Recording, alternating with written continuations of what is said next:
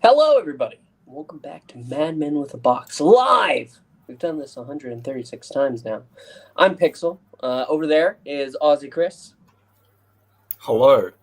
Are you guys ready for a 5.5 hour live stream where we announce seats that have the names of the upcoming cast members in the new series of Doctor Who? I am. I'm hoping some other property that's also on Disney Plus or Disney owned kind of didn't do that already. Do we have to talk about that? We can, because I think it's dumb. Wait, did that happen? Yeah, so what the Not for Doctor Who. Marvel Twitter page did was do a live stream, and every 10 to 15 minutes, the camera would move to a different chair with an actor's name, including a really small one for Paul Rudd. That was funny. I did like funny. that. But yeah, with a total of 27 cast members, one that we already knew about, it was a 5.5 hour long live stream to announce 27 actors for Avengers Doomsday. Yeah, that wasn't a great choice. You know it's bad when MCU's biggest hype account, Soups, was like, you did not need to do this. No. But you know what? 3 million people still watched that live stream. I kept seeing tweets like that. Don't say the MCU is dead.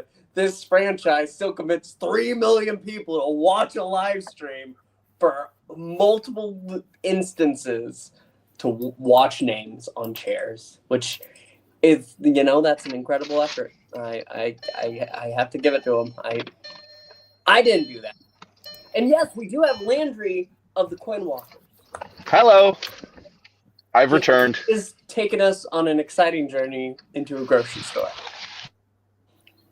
We're going shopping, so if you want him to get you something, better be quick. Do you have any Baja Blast? Don't give Pixel Baja Blast. I need more. So, okay, I've been absent for like 2 months or something, right? Like, and I assume there's been zero Doctor Who news in this time. No. Every now and again, news will come in.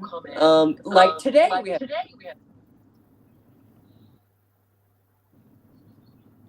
don't know if can we be heard? It's a good question. Hello? Hang on. Echo. Someone's echoing. Not me. Okay, try now. Okay. Oh, I guess it must be. It's Landry's end. All right, we can work with that. We're destroying No, it. Yes, I had yes, you muted Connor. the whole time. Echo. I had you muted. I don't think it could be me. Hmm. See, I'll mute it again. Okay. Well, now he's muted. Now he's muted. I don't hear an echo. Do you hear an echo? Yeah, I don't hear an echo. It's definitely your end. And now it's unmuted. It's okay. We'll live with it. I'm muting you. I don't want to live with it.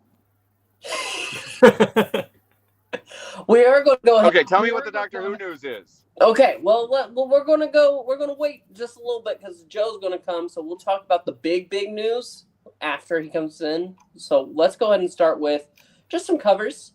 The first thing, Doctor Who magazine, just a little teaser image on the cover. You have Belinda and the Doctor just in a galaxy of red. Hell? The new Help. Who's Belinda? Help. Belinda's the name. That's her. Right. That's her. That's so weird. Belinda's the name of the new companion? Yeah. Oh, that's my wife's name. That's strange. Your wife is the new companion? Wow. Yeah, she didn't tell me. Man. That'd be about right. Yeah, we don't talk.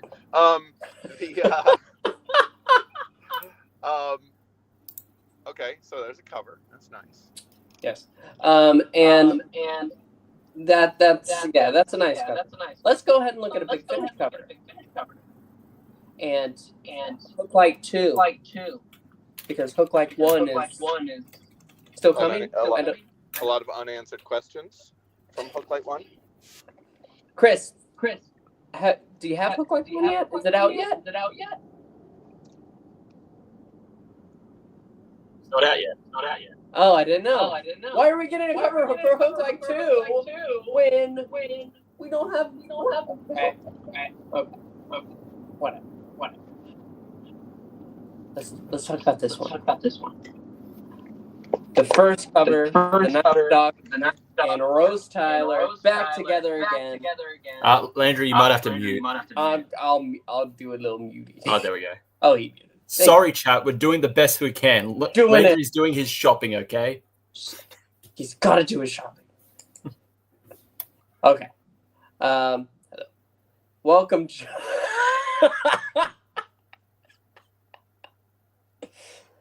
The expression on Joe's face.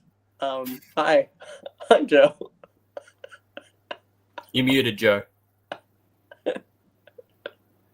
After subjecting myself to that, there was no way I was going to miss tonight's stream.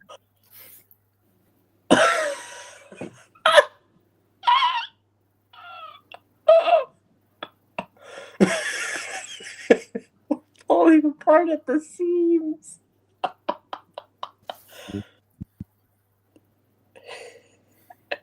Can you say that again?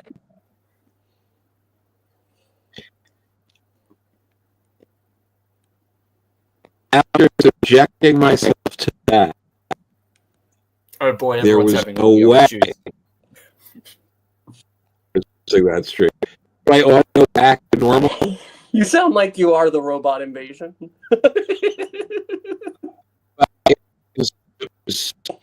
Going through also, it. I can't hear you. Is your microphone connected? Yeah, it's cutting. It keeps cutting off and kind of staticking. Sorry for the technical. You see, this is why we're not on that top 100 Doctor Who podcast list. That's it. They're like, if you can get through, if you can get through the audio problems, it's probably good. It's probably a good show. 1 second. I'm giving you 1 second. It's okay. Yeah, Joe will be back. Yeah, move along. Went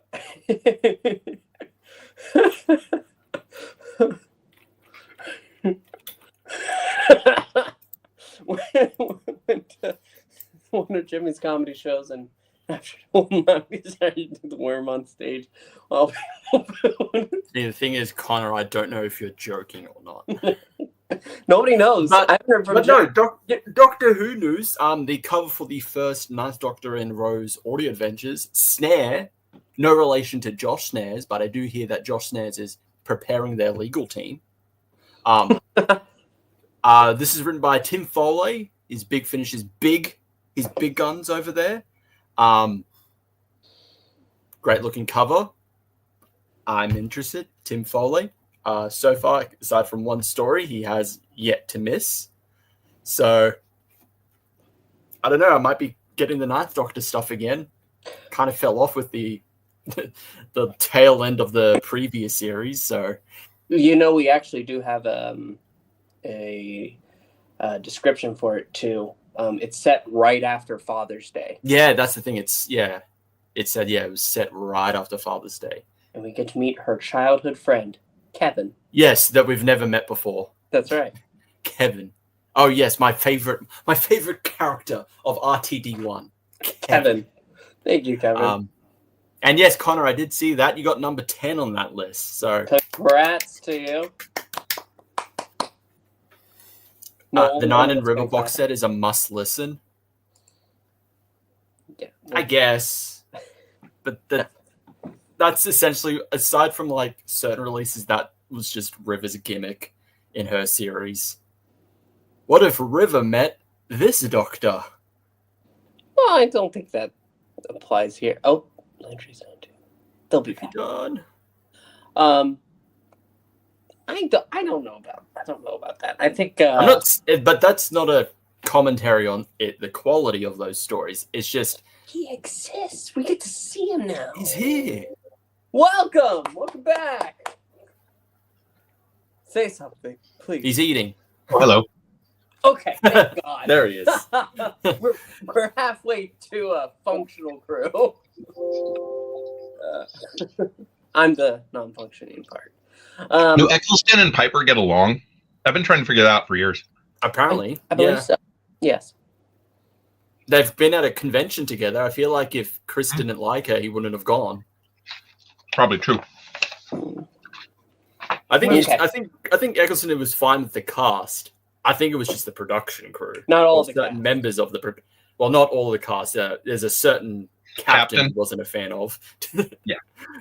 But I think it's mainly the production team that and the certain higher ups of the production team that he was not a fan of. But he likes Big Finish. He loves a paycheck. I can't blame him. So do I. Yeah, I don't blame him. I just got paid this week. It was nice. And now it's all gone. One more thing about covers. One more thing, I swear. Doctor Who magazine is giving us this quick look at Chimes of Midnight and Jubilee. Those are some nice covers. Oh, that's beautiful. Yeah. Very good. Great, iconic, just like simple, tells you what you need. All right. Here comes the test. Hello, Joe. Hello. Oh, Yay! my God. We did it! Technical issues are gone. Maybe we can get You get the hamburger What? award. top Yay. 100 spot because there wasn't a top 100 on that list of like Doctor Who podcasts. It stops at 99. So it's not even accurate. You know what? It's I'm like putting us at 100 anyway. Then the top 100. They're like, we can't give There it you to go. Madmen with a box. Top 99 list. Say you're number 100, and they can't claim otherwise. That's right. Yeah, that's true. Maybe Yeah. we're the 100th podcast. So if that's accurate, we can say technically there are top 100. Sure. Yeah. Okay. Now we are supposed to have a Gevain tonight. That cover art for both of those looks fine. They look like Oh, we were just Hallmark praising cards, them. I like you know? it. You know. It's simple. It's clean. Where else are you going to get a book that has a Dalek with confetti around him? Yeah. No, I get it. It's fine. Gevain, hello. Hey, well, looks like a full house tonight. It's a full house tonight. Everyone Yeah, came to- because I guess they hate themselves. Yes. to paraphrase the 10th Doctor in Stolen Earth, everyone but Jimmy. Oh, You know.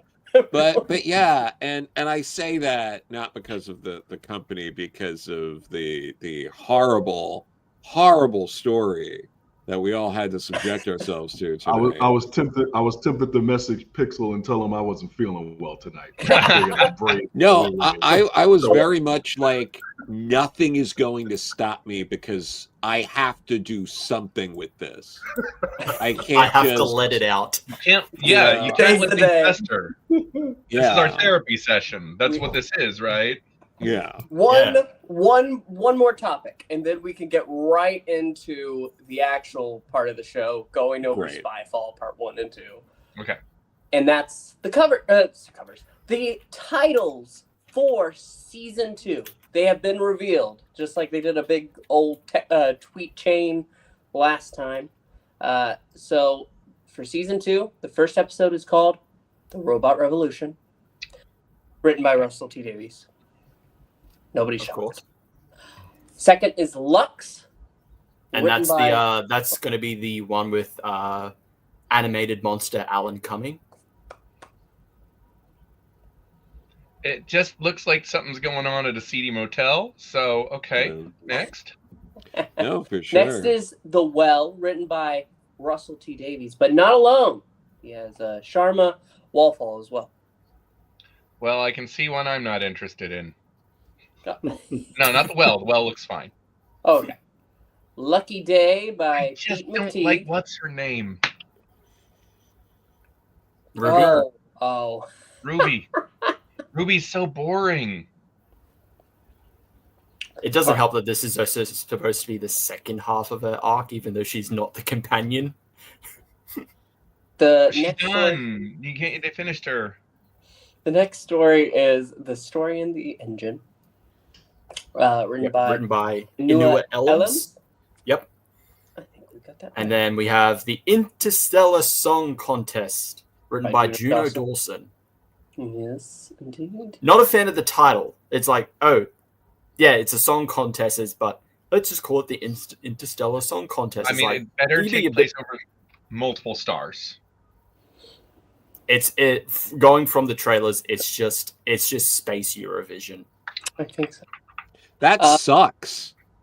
Hey, Oh, it's don't the worry. Wiz World. Don't worry. Much like real Eurovision, my people are gonna find a way to fucking get into it. The next, Despite the fact we are not in Europe. the next two, The important thing is that they have to bar the Aborigines from it. At least you have, maybe not you, but at least some people, a lot of people in Australia can claim something going back to Europe, but, Yeah. yeah. Hey, we were the British, and British is near Europe. Yeah, exactly.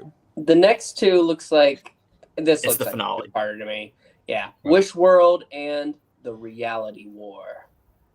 Okay, sure. Yep. They got a lot of work to do. Yeah, After last. got a lot of Ah, stuff going yes. I'm Um, keeping my expectations to a minimum How can you because everything looks good so far. It looks interesting, know? Sure. but I had those same thoughts with Series 14. Yeah. So, at a minimum, I'm gonna go in the middle, and I'm hoping it's good. That's all I can really hope for. I don't need a repeat of Series 14. Look, guys, we brought back this classic. We brought back the classic villains, the Zarbi. They're now the god of ants, and we killed them by, I don't know, pesticide. Well, that's all right then. I mean, that does intrigue me. I'm not gonna lie. You made that sound really good. But it's time to go into our topic today, which is reviewing Spyfall. It's a Spyfall. Series 12 premiere, a two-parter, because they thought, why torture him for one? Landry, you've been away for so long. It's Please true. tell me you got a chance to watch it again. I mean, I watched it before, so I'm ready. Okay, so I have a very complicated relationship with the 13th Doctor in that I did keep going back even though it kept hurting me. It's a cycle I really tried to break, and then I found out the Master was coming back, so I got looped back in. Like, I'm going to be different this time, baby. Just wait. And it wasn't, but I did think it was. For me, this is some of the best of the 13th Doctor. That's not saying a lot of good things.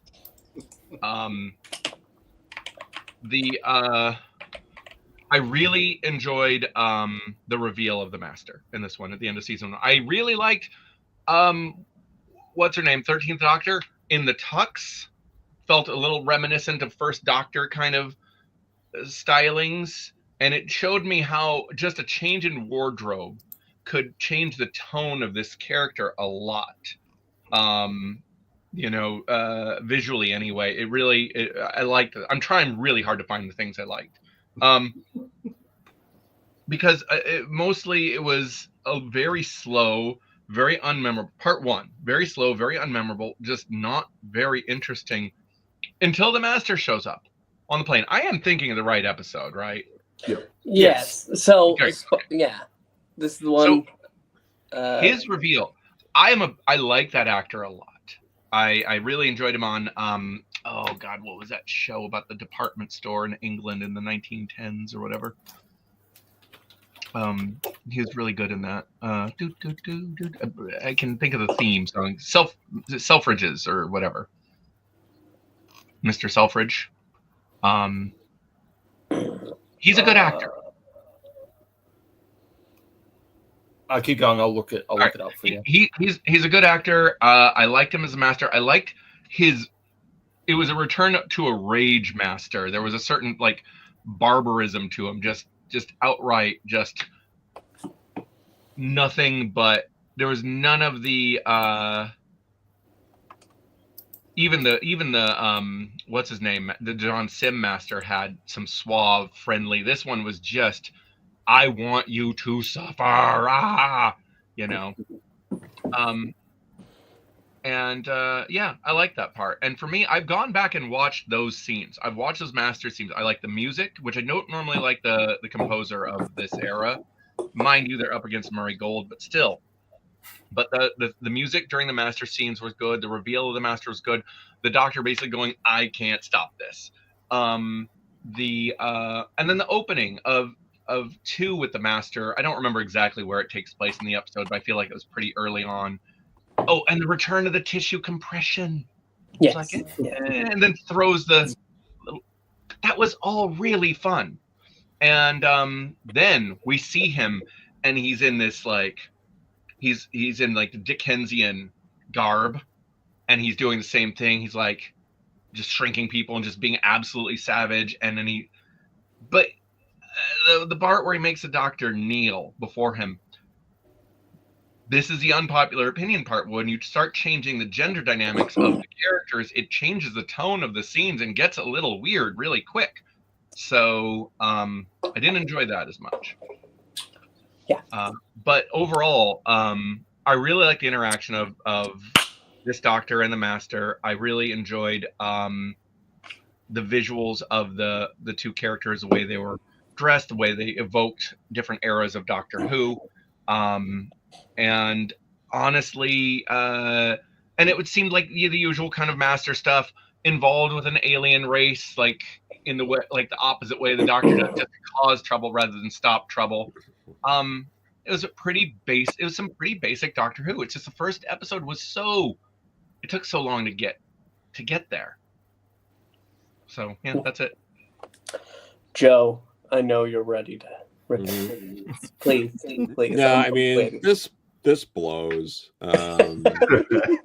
It's such a rehash of the series 3 finale, but more anticlimactic and uninteresting. It's the same bit of Master pairing up with aliens to wipe out humanity kind of stuff. Like I don't understand why you would do that here and do it in such a way, because you could have done something interesting with it instead of, sort of what they did here. Again, the tissue compression, I loved seeing that back.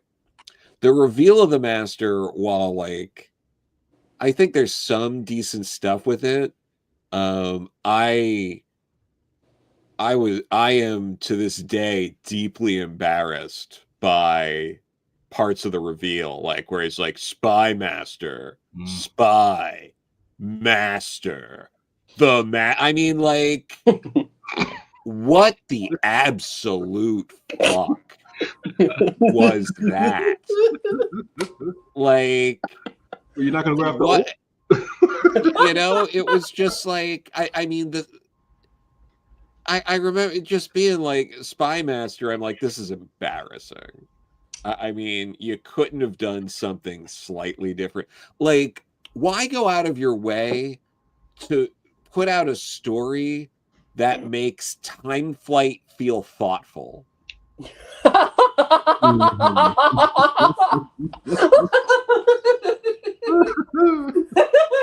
It's like there's no reason for that. You don't have to do that. You really don't. Like, let's just let Time Flight be Time Flight. We don't have to start putting out master stories so deeply shitty that we go like, oh no, Time Flight did something kind of interesting. We don't have to do that. And again, another thing that this fails to meet the level of time flight with is the companions are beyond useless. Oh boy. They have absolutely nothing to fucking do at all for like 90%. Like 100. I'll say fucking 100. They are completely useless in this story. They have no bearing. Every scene they're in is a distraction from what's going on. That is unnecessary. The story opens with everyone just being a dumbass. Like every bit of the beginning of this story, where it's like you think you're doing something clever with these agents picking everyone up in the car, and everyone just goes along with it, and the doctor goes along with it, being like, "Well, let's take him," and then it takes like a bad turn, and it's like, this is the second series with Jodie, and everyone's acting like this is their first episode of Doctor Who in the beginning of this, like straight up. And it was infuriating. It was just like, come on, guys, you couldn't do something like a little more interesting than this? Like, trick them a little bit. Like, give me a little bit of something. Like, oh, I get into like the wrong car, or like, oh, I'm getting picked up and it turns out to be, have them be slightly tricked. When he leans out the car, worst Uber ride ever. That was another thing where I'm like, do I want a TV anymore?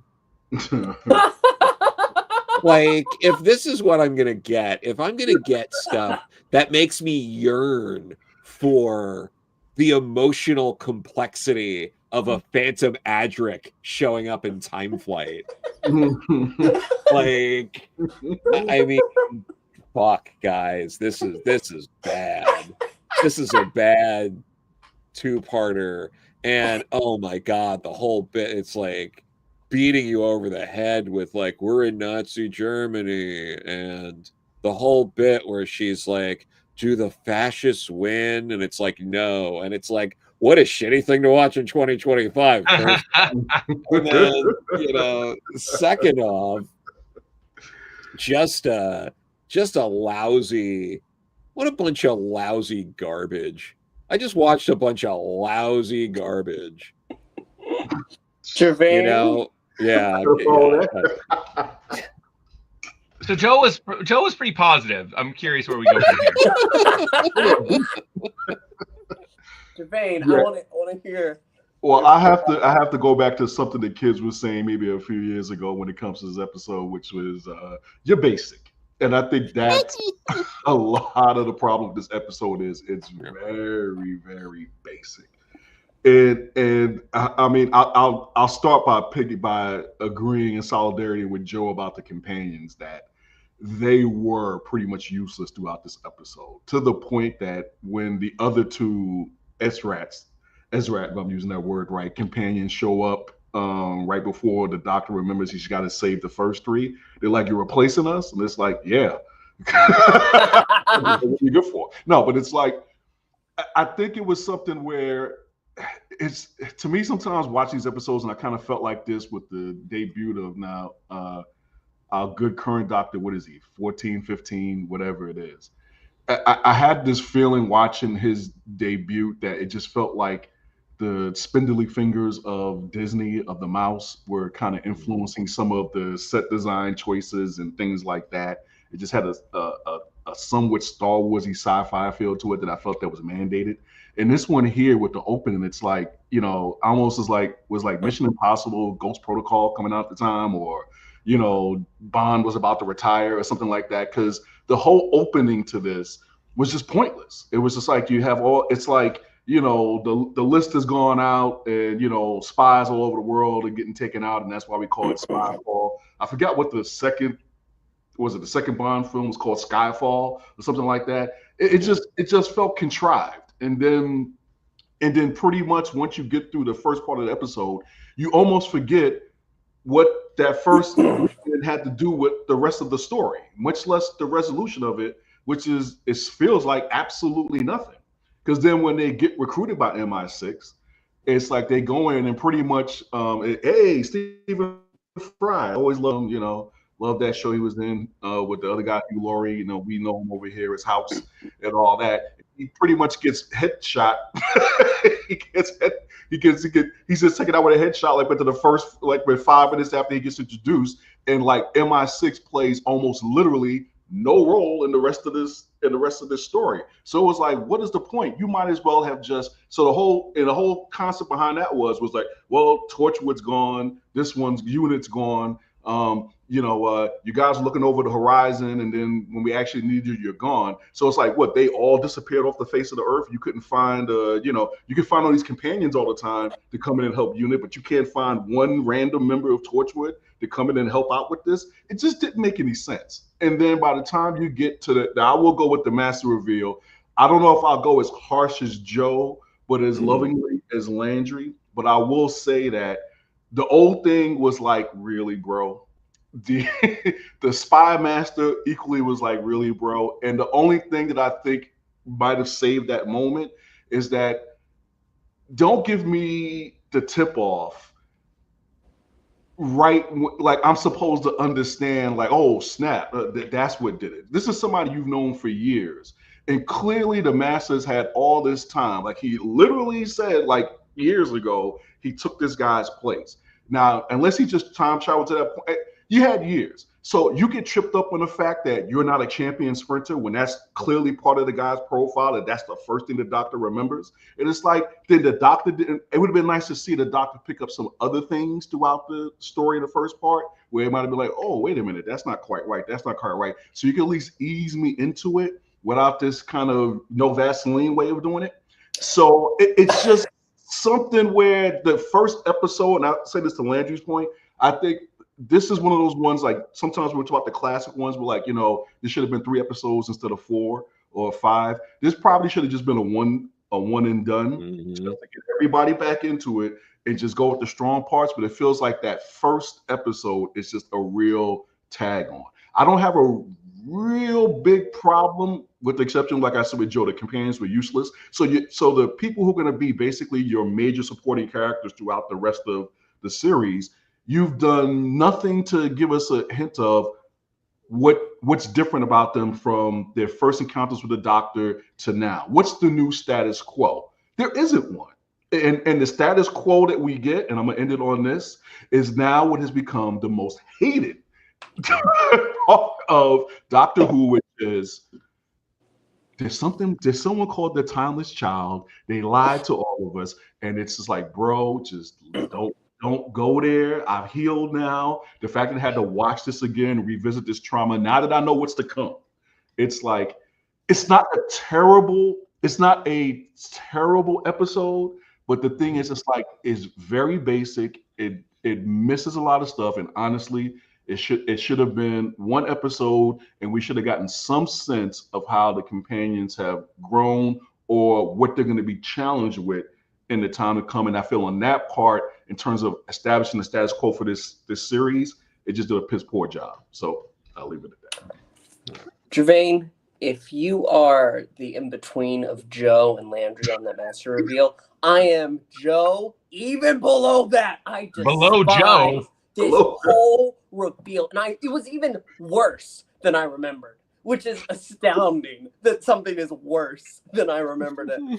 Because I forgot oh no, you're a champion sprinter. And you know what? If he had said nothing, she would have passed it on. She didn't even really think about it for a second. Because the delivery of the line is, no, that's all right. Yeah, you're a champion sprinter. And he's like, oh, does it? But instead, he goes ahead and takes that, you know what? I'm tired of playing these games. I'm going to reveal myself. That's what it is. She doesn't go ahead and figure it out or come even close to figuring it out. He spoils it for her because. Okay. But I always took, the one thing I would say about that, sorry to interrupt, is that's when the Master, I thought the point was the Master let that out on purpose. The whole point was now's when I'm revealing myself. I mean, everything else was ready. Like the reveal was happening. Like I don't feel like that was intentionally an accidental reveal. That was implied to me like the purposeful reveal. Like that's even worse for me. Like, that's even worse for me. I hated it. I despised it. His whole delivery after that, the first thing you get, because this is your first impression, first reveal, he's just utterly manic. He grows on you, I'll admit. But this episode, no, he does not. God, it was infuriating. And you know what? Yeah, you're right about the companions. I forgot that they were there for half of it because mostly they're just sitting around talking to each other. Well, we can't be on our phones. Yep. Vol's watching us. What a stupid name for a company, too. And they get to the end with the Silver Lady, the statue that goes ahead and is going to put all the aliens into humans. They get there and they're literally just standing there. What does this do? What am I doing? Anybody know what this is going on? Oh, that looks dangerous. They have nothing to play. Them getting there was a waste of our time. I feel like the master who got left in World War II and had to wait 70 years to come back to find the companions there around the Silver Lady. That's how I feel at the end of this episode. God, it's so bad. It's so mind-numbingly bad. I despise it. Chris, go ahead. Okay. Having rewatched it, I think it's below average. It's definitely not a good two-parter. But the weird thing is, I think the first part is better than the second. Second is when I'm like, come on, hurry up. Please end this. Please hurry up. End my suffering. Yeah, the companions, like, it's funny because, yeah, they don't really have anything to do. But in part one, Yaz and Ryan have something to do. Then that's it. Graham doesn't in part one. Then in part two, it's switched. Ryan and Yaz have nothing to do. Graham has something a little to do, but it's worse than them. His is just, I'm going to shoot people with my shoes. Funny scene, but it really doesn't contribute much.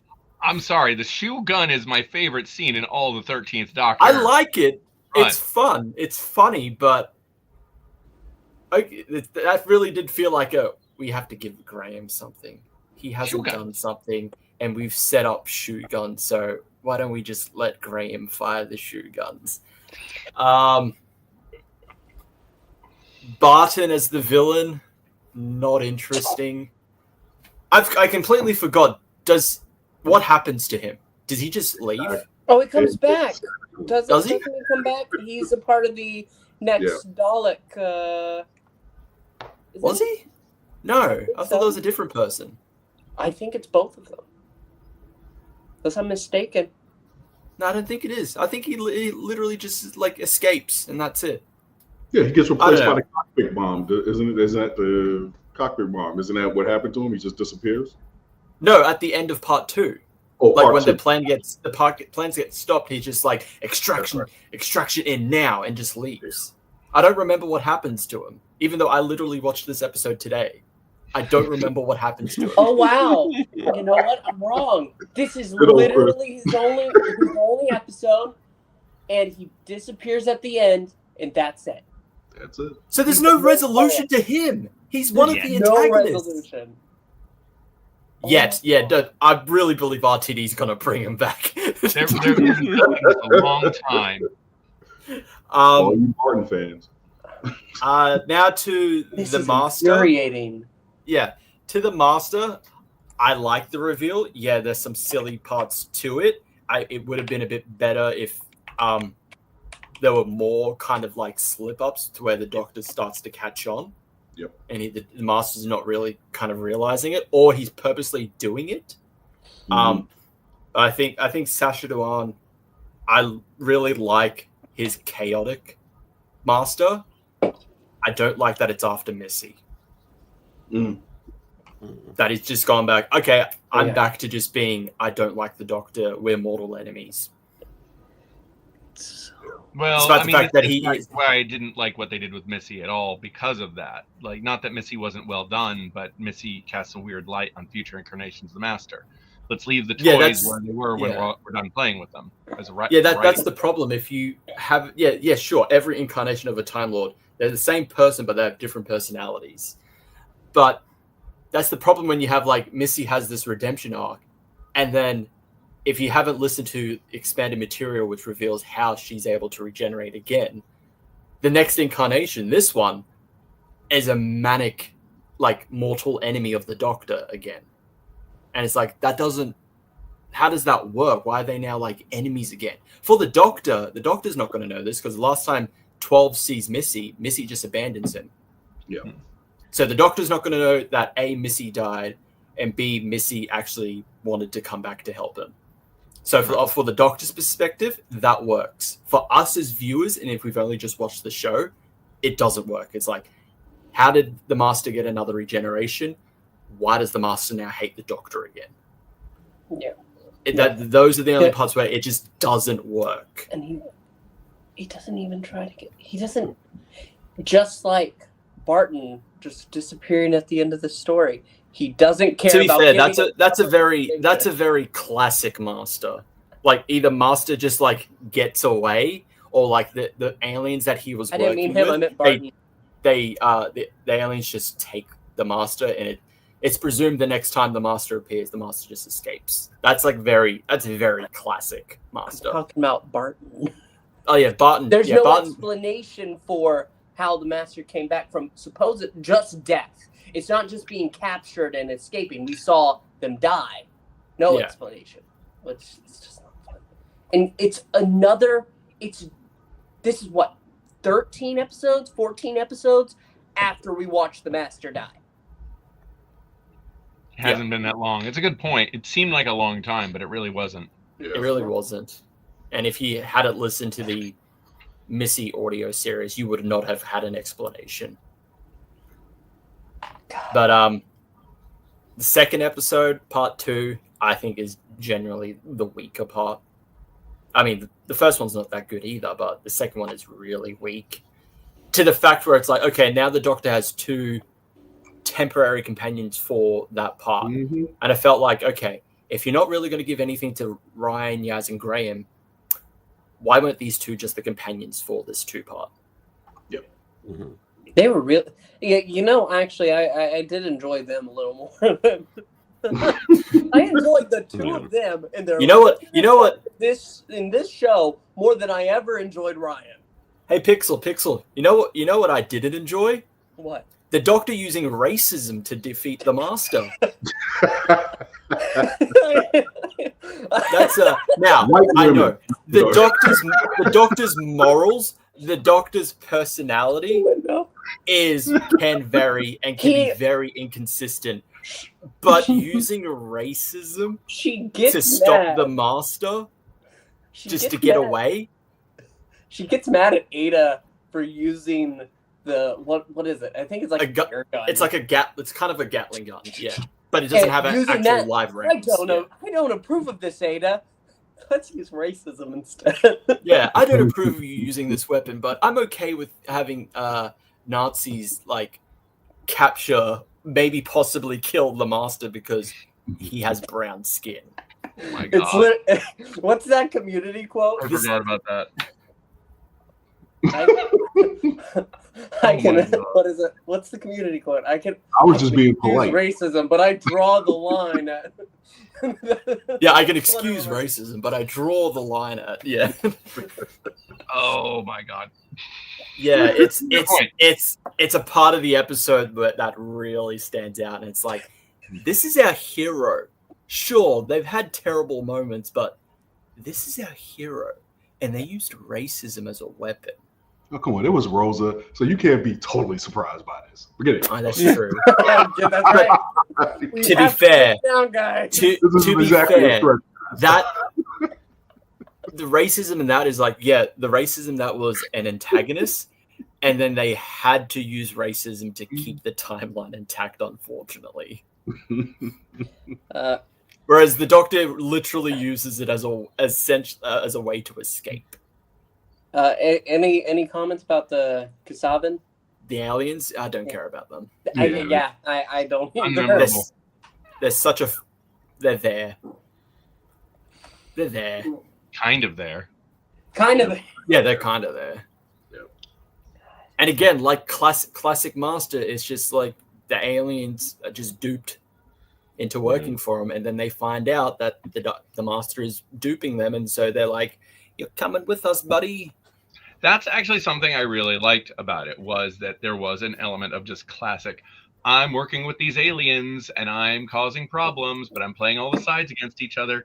And that's so, one, just the mirror opposite of the Doctor and classic Master. That's 1970s Master going on there. Yeah. But I see, the thing is, I've seen 1970s Master done well. Not here, not today, but I have in the past. Okay. Yeah. It's time to number this thing, isn't it? Yep. Landry, do you want to give it a ranking? Okay. I'm going to give this one my traditional 2 rankings. But it's a different kind of 2 rankings. Wouldn't be complete if it wasn't 2 rankings. The first ranking is how I rank it as Doctor Who overall. I'm giving this a 4. That is a level 4. But for a 13th Doctor episode, it's probably an 8. Jesus. I'm on what Landry's having. I liked Kerblam way more than this. You know, I didn't see Kerblam, in fairness. I never actually saw Kerblam. Although I do know the episode and understand that she basically solves it by going, yes, the space Amazon is fine. Let's let them keep doing what they're doing. Right? Like, I don't know. I didn't see it. Yeah, we'll get around to it eventually, I'm sure. Again. Joe, give it a number. I want to hear what number you put on this 2-parter.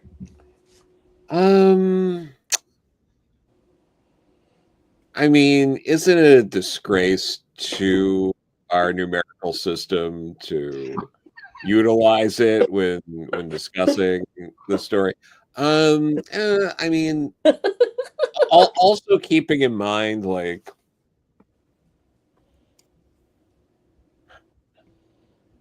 so it does get worse than this. So I do have to like leave some room, because like I can't just give this like a 1. So like 2.5. This is why the 2 rating system works well. Yeah. Gevain, please give this a number. Yeah, for me, yeah, like I'm with Chris in the sense that this is below average. So average for me is 5. I'm also with Joe. It's like, yeah, this isn't like the bottom of the barrel. So for me, it's a 3.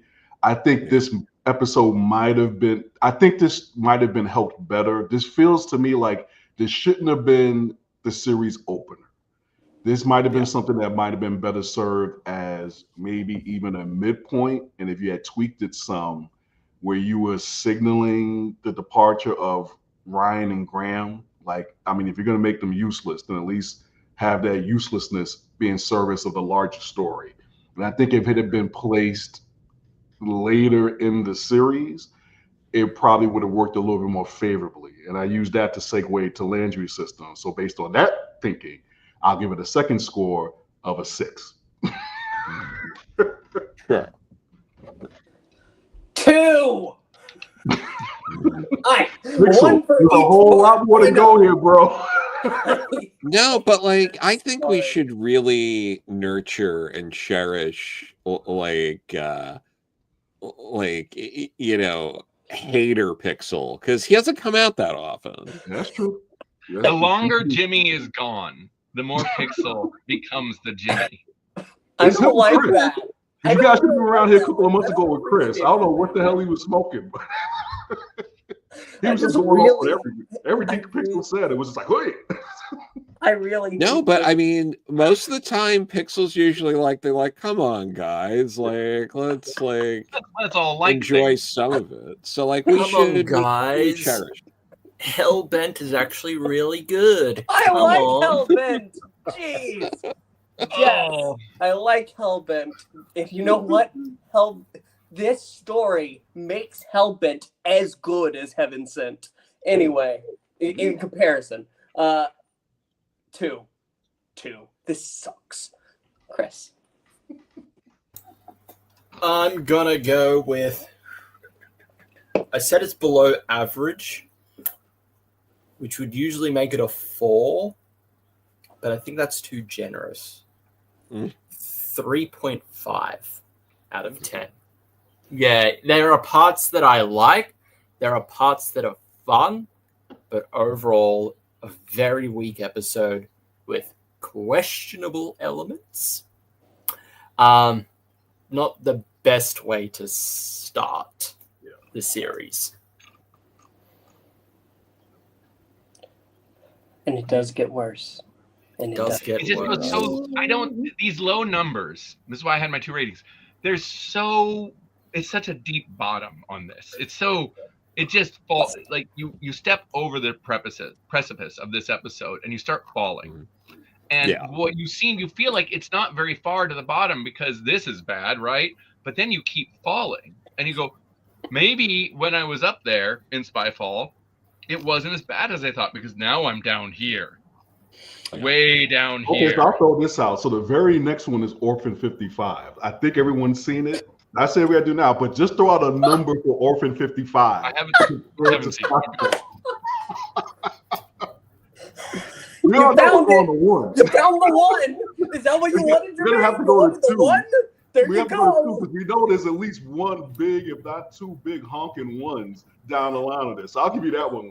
There was a definite one out there. The hole has no bottom.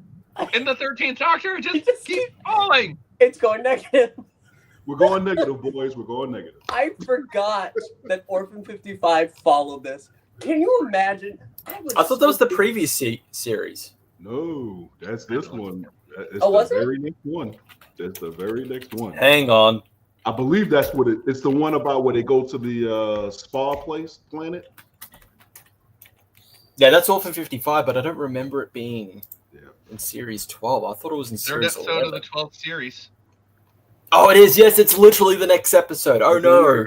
It was, listen, I know that we were all upset with the last season of Doctor Who, but I've never been as emotionally devastated after watching Doctor Who than I was in this span, watching these 3 episodes. Yep. I was losing it.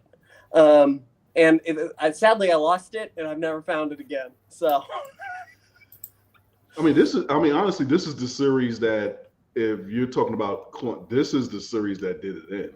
You know, they just did her a disservice with this season. It's like the last series, it wasn't perfect, but it was like it had its moments. You know, you could see where they kind of got some of the you know what together. But this right here was just like, bro, this was like, it's not what they say now, like banger after banger. No, this is like burger after burger after burger. It's like, no. And like after watching this though, like, can you believe that Chris Chibnall's just allowed to walk the streets without security? Like he can just go living his life. Viewers, we're not condoning violence against. We'll go Luigi on this guy. Against writers. I like to point out, Joe, you were encouraging violence against writers. Let's be very careful. I'm not encouraging any violence. I'm just saying I can't believe it. I mean,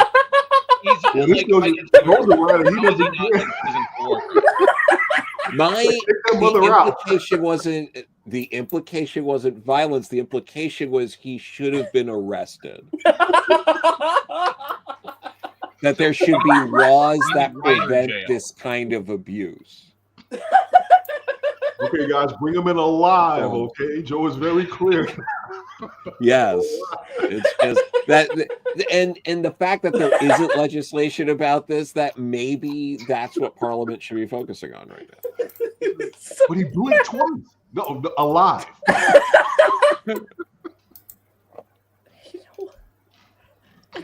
Oh man. I'm sure he's a lovely guy. Yeah, right. He has a family. He's got a family. I'm sure he's got a lot of good friends, and he does a lot of nice things for them. He probably doesn't after that episode. He probably I'm sure he's had a a lot of generous friends. tipper. That's why I love the video that circulates around him when he's a teenager arguing on TV about how bad a producer and storytellers they were during the Sixth Doctor era. Yeah. What is it? Pip and Jaden Baker? Yeah, he goes after them, and they're hurt by this. They're watching, going, "Oh, well, we thought it was good," and he's like, "No, it wasn't." The Trial of the Time Lord is a masterpiece. And the fact that man could go ahead and could ever say anything against it when his future was to write this. It's an important thing, as you know, we sit here and criticize writing. We all open ourselves up to That's true. the hypocrisy of our own criticisms. Yep. And I, for one, am a huge hypocrite, and people come at me all the time. It's totally fine. So he deserves it. He gets the criticism. You choose the path. You choose to work on stuff that people love. And there's a lot of people say, "Oh, judge the work, not the creator." Well, we all make these choices, and the pay's pretty good. So, he can handle it, is what I'm saying. We can criticize him. I think this is the first time in about 8 weeks we've actually made this show last an hour. We finally made it. Thank you, Chris Chibnall. That's right. Thank you. And they say only love brings people together. We want to ask you, the viewers, to like, comment, and subscribe. How did you feel about Spyfall? Did you actually love it? Did you agree with most of us? Let us know. And we'll be back next week with more Doctor Who. But until then, so long, farewell, and allons-y. I love when Javier Bardem killed the master.